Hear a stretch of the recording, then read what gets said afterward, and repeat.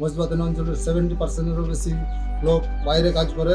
তার জন্য কিছু লোক বেরিয়ে চলে এসছে, ওখান থেকে আরও কিছু লোক আটকা পড়ে আছে ওখানে। বাংলা বললেই আমাদের এই মানে সমস্যা হচ্ছে, বাংলা বেশি বলে আমাদেরকে মানে হেনস্থা করা হচ্ছে এবং মারধর করা হচ্ছে।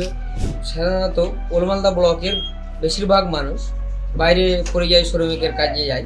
তার জন্য বাংলাদেশ বাংলায় কথা বলার জন্য তাদেরকে বাংলাদেশি বলে আক্রমণও করা হয় এবং সন্দেহ করা হয় এবং তাদেরকে থানায় নিয়ে গিয়ে হেনস্থাও করা হয়।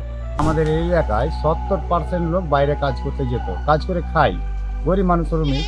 তো ব্যাপারটা হলো এই যেগুলো 5 বছর আগে ছিল না, এখন এই ইদানিং 5 বছরের পরে যেখানে যেখানে বিজেপি রাজ্য শাসিত হয়েছে, বাংলা কথা বললে আমাদের বাংলাদেশি বলে আমাদেরকে মারধর করছে। এখন কি করবে? এখন ওই তো বাড়িতে বসে থাকছে, বাইরে যাওয়া তো মুশকিল, এই তো বাংলা কথা বললে মেরে খেতে হচ্ছে।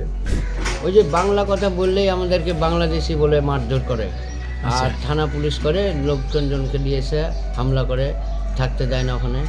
এখন আর ভয়ে যাচ্ছি না, কি মারধর করছে, বাংলা কথা বললেই মারছে, এই জন্য আমরা আর এখন ভয়ে যাচ্ছি না।